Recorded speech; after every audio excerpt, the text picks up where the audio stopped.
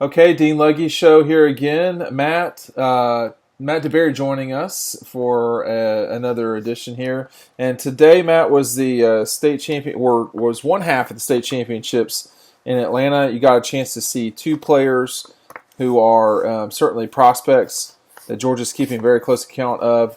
Let's start with Jadon Haselwood tonight. Or this afternoon, I guess. He released his top five.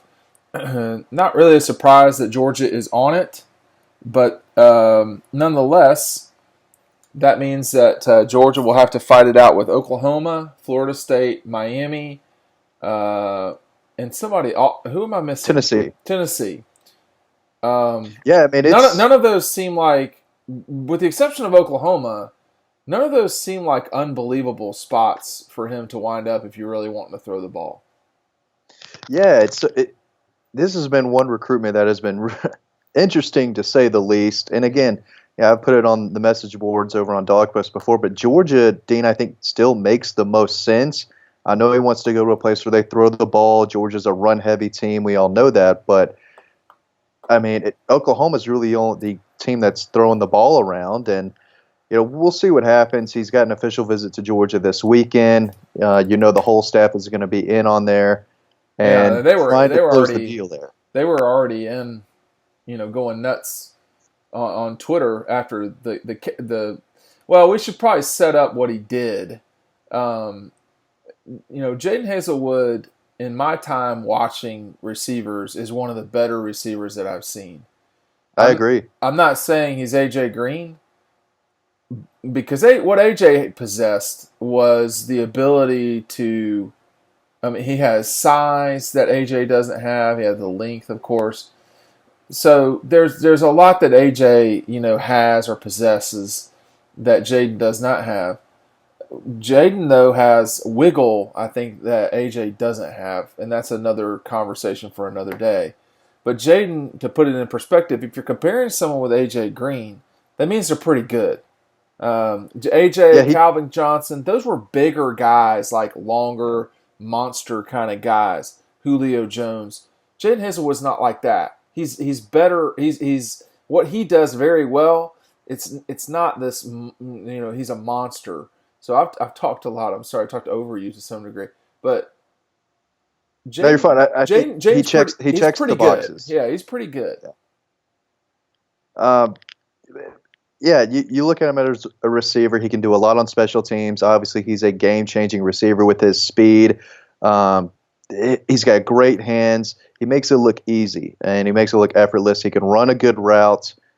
Great body control, which is something AJ Green was really, really good at. He kind of reminds me of AJ Green in that perspective, but the size is okay. He's probably 6'2.5", 6'3". Yeah, It's still growing a little bit. He's a physical guy. He has no trouble, blocking, and we saw that today. He made some really nice blocks that opened up some big runs for Cedar Grove. yeah, he doesn't. I mean, again, we talk in a way that I feel like is as realistic as possible. I mean, I've covered college football for 18 years, and everyone's not an unbelievable prospect. This kid is a pretty good prospect, though, but everyone has weaknesses, and I think for Jadon, I'm not totally sure what his weakness is yet. But as it relates to comparing to those sort of all-time guys, he's not as big as they are. But man, I tell you what, I just would never kick to him, ever. No. The first time I saw him, Dean, was his freshman year. It was Cedar Grove against Westside Macon.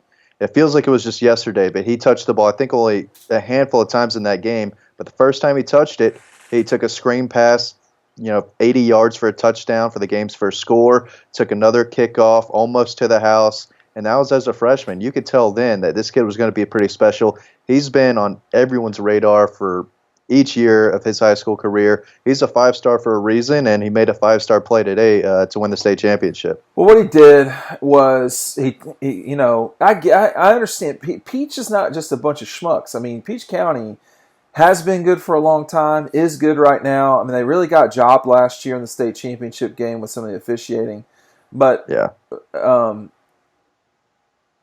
but they kicked it to him.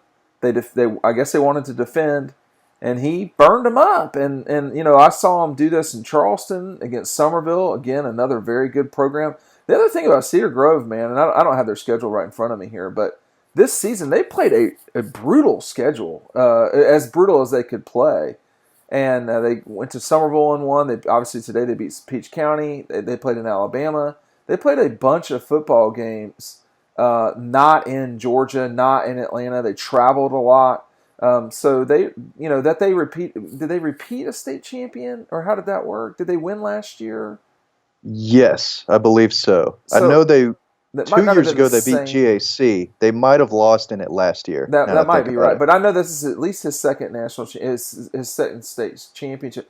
Look, we're getting away from the point here, I guess, but he takes a return, uh, not quite 50 yards, whatever it was, and sets up Cedar Grove to to have the ability to start a drive to win it, and they did. And on the not without some struggles near the end zone, Right. they went from about the 9 yard line backwards 10 or 15 yards, and then they finally put him in the slot and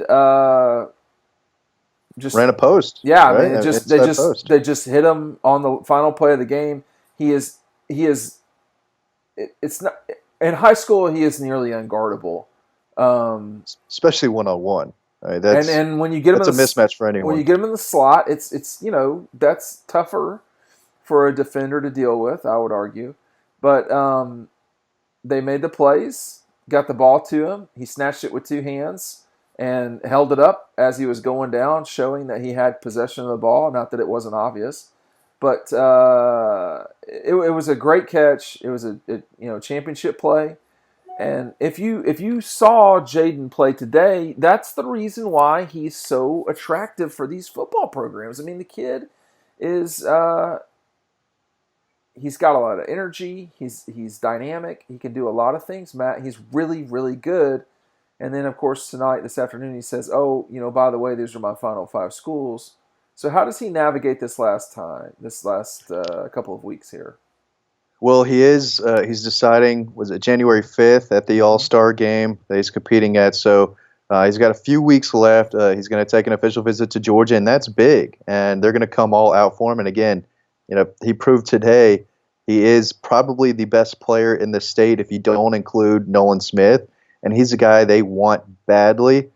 Um, then again, he made a 5-star play in the biggest game on the biggest moment. He didn't light up the stat sheet, but it's easy to see, hey, this kid is pretty special. So we'll see where he goes. He hasn't really talked a lot to the media recently about his recruitment. He's definitely kept it on the down low. Doesn't like talking about it. Didn't really like the whole process. But at the same time, he had a lot of fun with the process. So it's been interesting to cover.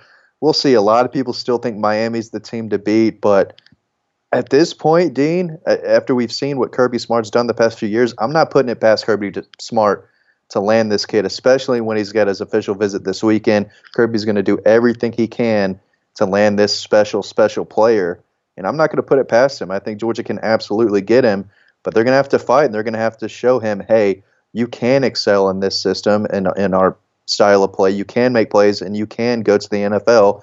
I mean, this kid's a 3-and-out player no matter where he goes. He's going to get catches at Georgia. They're going to feed him the ball. That's not going to be a problem.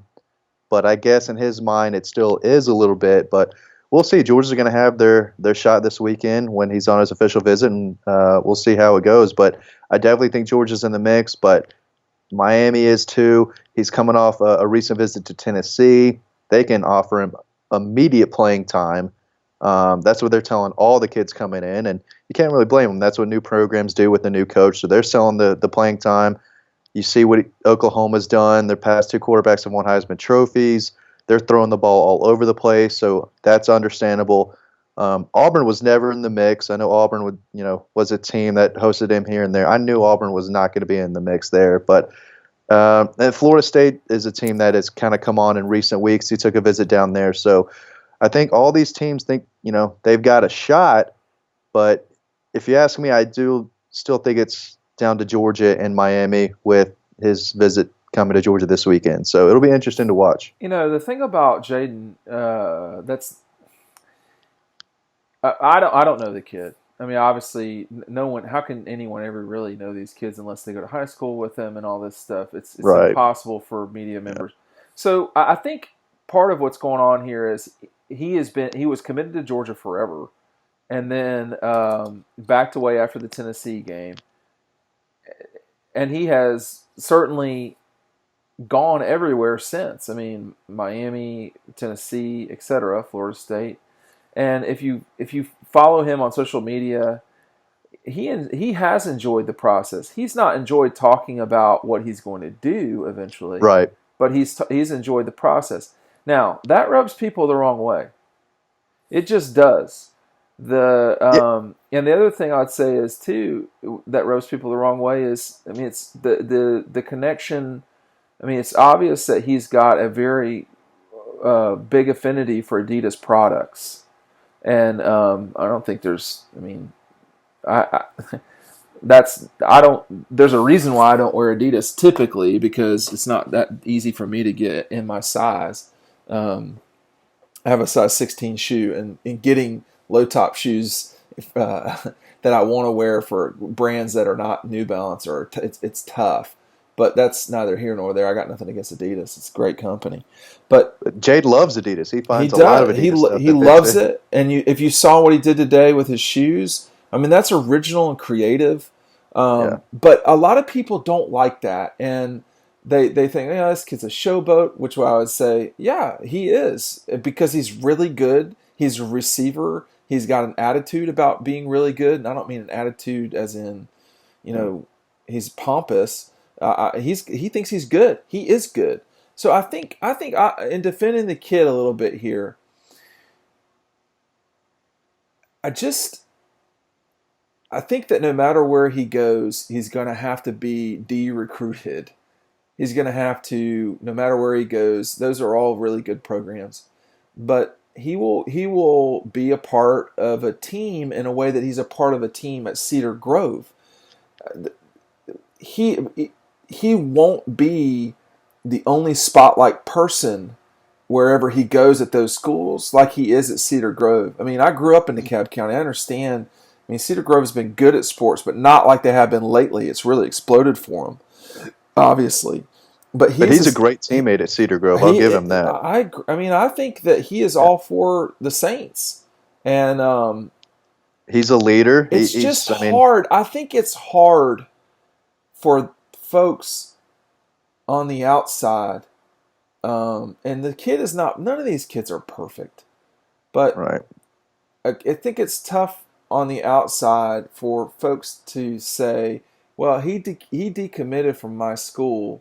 I don't like the kid immediately."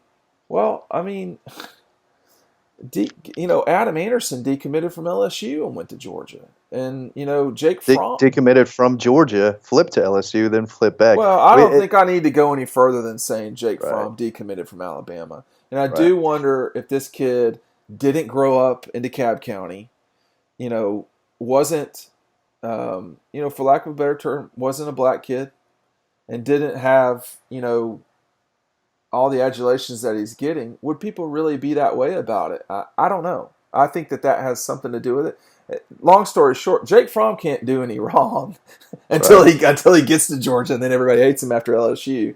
But I wonder what right Jadon can do. I think there's just no winning if you're him. But if I were him, I wouldn't care. Listen, if he goes to Georgia and starts making plays like we've seen him make at Cedar care. Grove, Yeah, people are going to love him. And he's going to make plays, whether Absolutely. he goes to Miami or Georgia or wherever. I mean, but the kid is. I mean, I think my global point is this: the kid's got to be a kid. He's only going to do this one time. That's it. Zamir. Everybody in Zamir White. That's quiet. Or Clay Webb. Clay Webb took 0 official visits. Everybody's not. This kid is from not metropolitan. I mean, he's from Atlanta, and so I think that that he's got swag, and he's got a high Swag's value. a good term. I like that. I mean, he does have swag. He does, and I know now it's an old term, but we had kids like that I grew up with in DeKalb County, Juan Gaston. I mean, there were tons of kids that way, but he's an alpha. That's probably the best way to put it. Yeah. Swag is way overdone. He is totally an alpha dog, and we're going to see which pack he runs with here in the near future. My guess is that he will go to Georgia, but I don't know anything. I really don't. But It, I think you it, don't. I think Matt, you don't go that long, yeah. and then get into this long and then not go to it. But I'm out of the loop on this one. I don't know I don't think a ton of people really feel confident in their prediction on anything. where he's Yeah. going. I mean, this thing really is up in the air. We'll see where it goes, but Georgia, they've got their chance this weekend to close the deal and get him back on board. We'll see if it happens or not. Trezman Marshall really That's your had. boy. I mean, he really had a good day again. Not a surprise. What'd you see? He flies to the ball. He's got a nose for the football, and if you're on Dog Post, you've heard us talk about him before. But yeah, the thing that impressed me the most, he gets off blocks. It's not like no one touched him and he just went and found the running back without anyone touching him. He got off blocks. Sometimes he got off 2 blocks, and then still went around and made a play. And that's what I kind of look for in linebackers.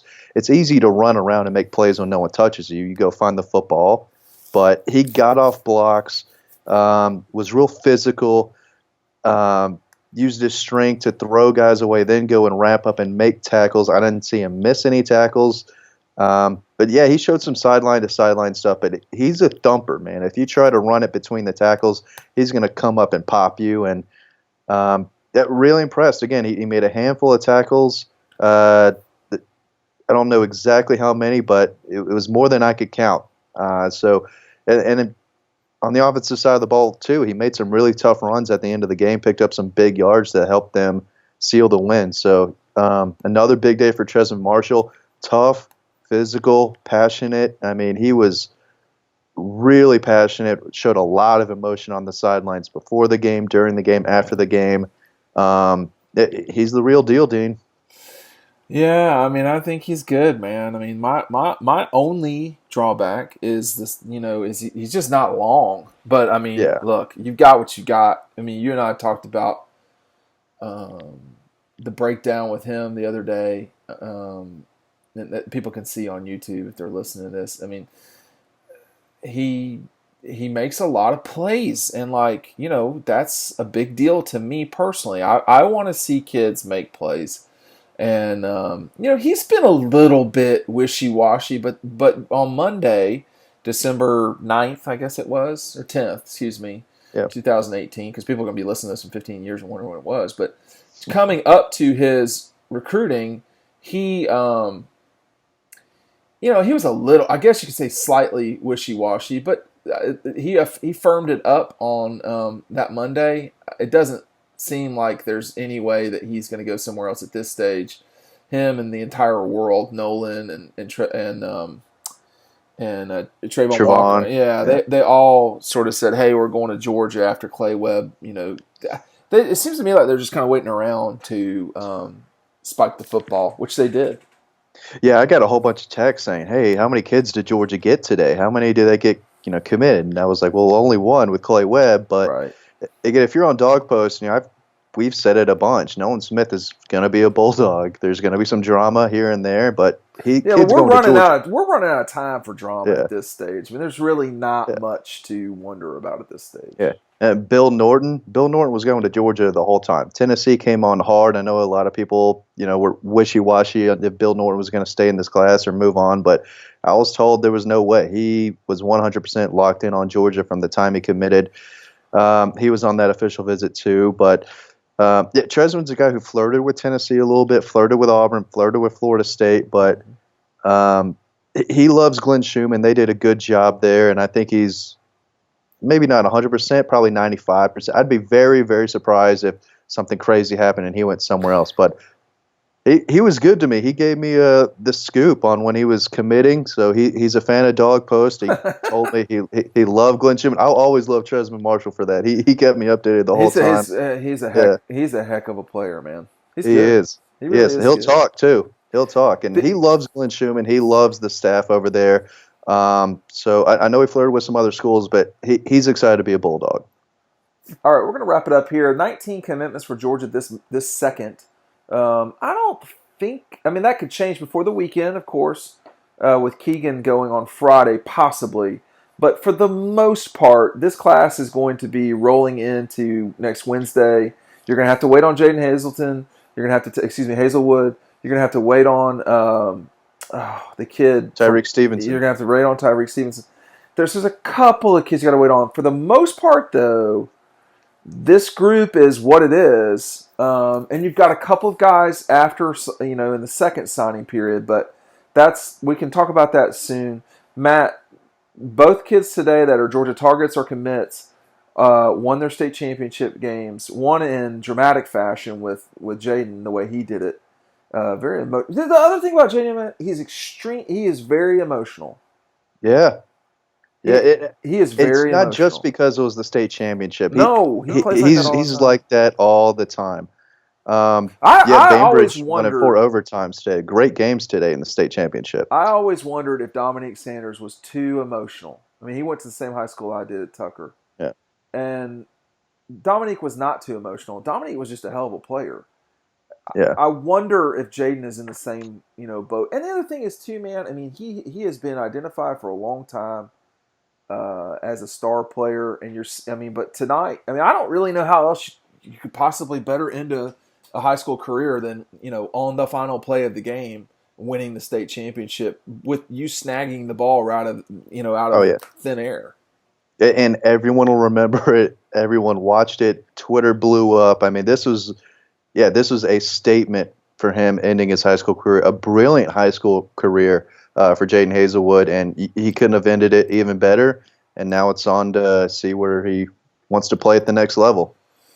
All right, Matt, we will catch up with you here soon, probably tomorrow. It's been a busy week. Go to dawgpost.com, dawgpost.com. Thanks for everybody listening and watching. We will see you all soon.